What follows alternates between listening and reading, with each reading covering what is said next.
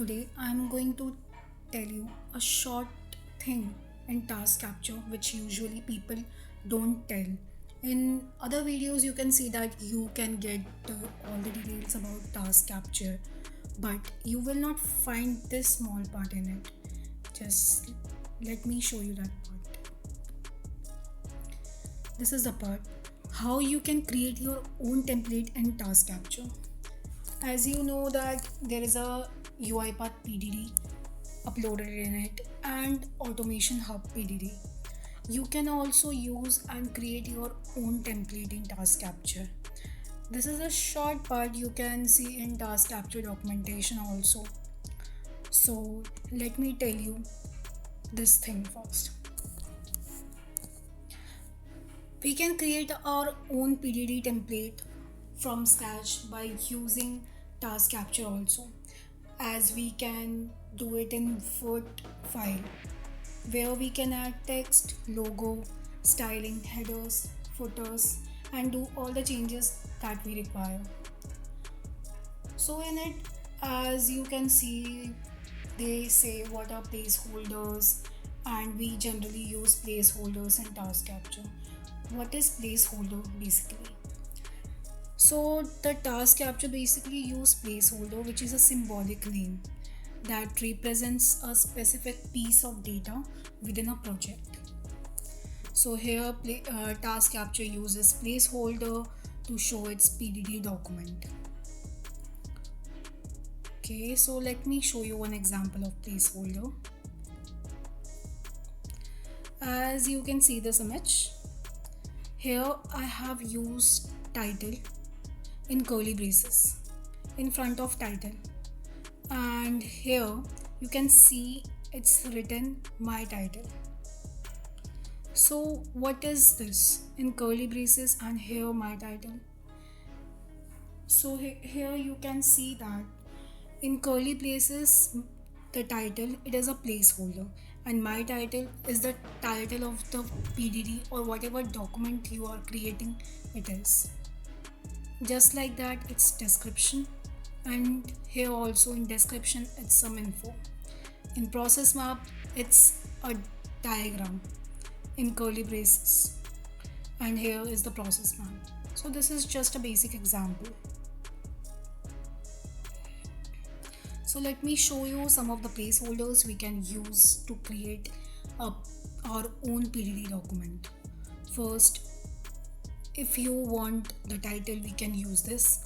If you want description of the document, you can use this. Then author, then process date, then the process execution time, process applications count, total windows count, total actions count, total clicks, total hotkeys, total text entries, total keys pressed, total time.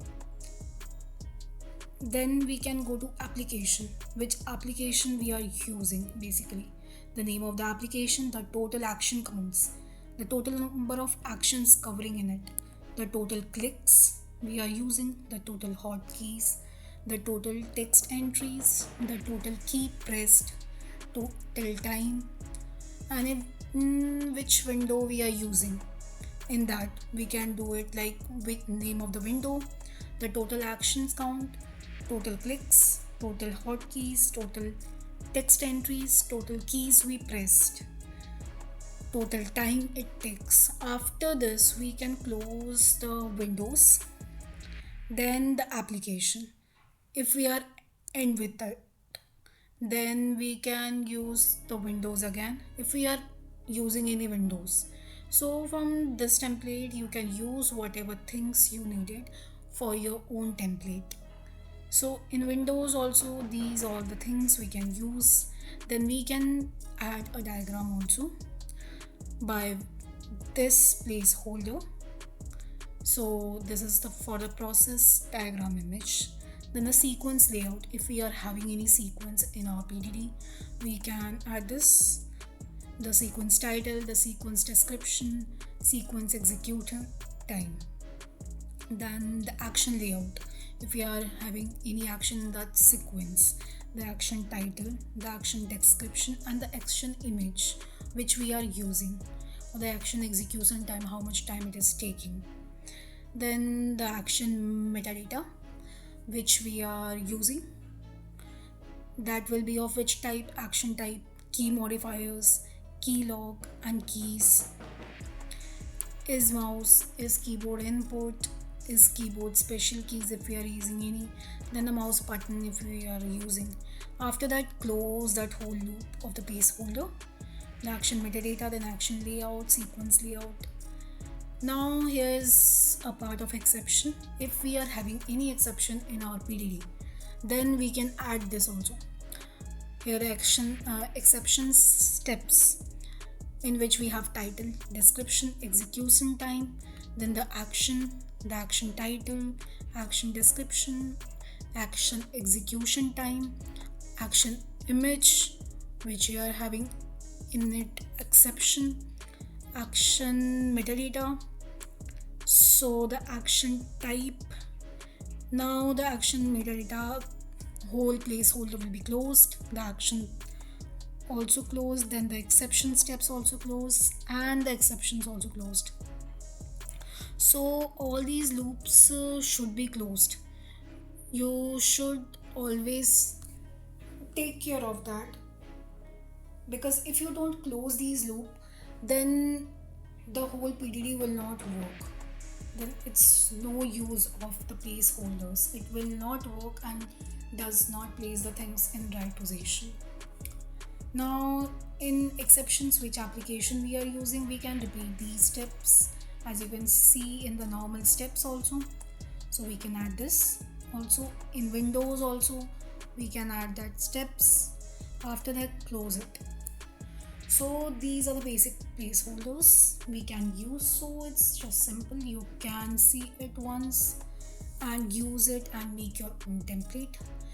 In this placeholders, we have some placeholders with boolean values. The is mouse, the is keyboard input, the is keyboard special. These three uses true or false values, boolean values in placeholders. Whenever you use it, it will just place the value of true or false at their places. Okay. Now if we are having any exception placeholders, we will get a message like this: the exception section is missing in template. If it is a UiPath PDD or automation hub or your own PDD, so in that we can use this exception, the exception steps, the exception title, then description, execution time, actions, action title, action description, action execution time, the image, action metadata, then action type, then whole loop will be closed. So in this way we can use exceptions also if we are getting this message or pop-up while using the PDD or the custom PDD we are making. So this is the basic thing or the small part which we miss in the whole documentation of task capture. If we really require to make our own PDD, sometimes the customer or in which company you are using, you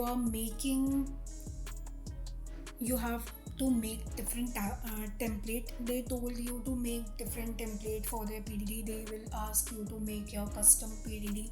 They don't want to use UiPath PDD as it have so many unnecessary things. If you don't want, just for some other reason they don't want as is process or some other process, so that's why they told to create their own template. In that place, in that way, you have to create your own template. So these are the basic steps you can use to create your own template.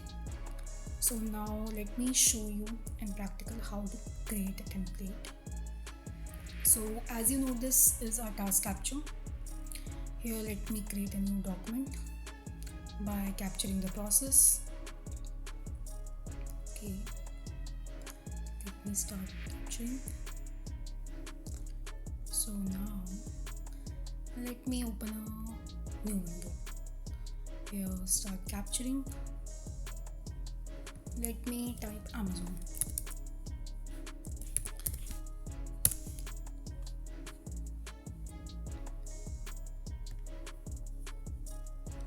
So the task capture is basically capturing all your steps. Whatever you are doing, it is capturing all the steps. So now you can stop it.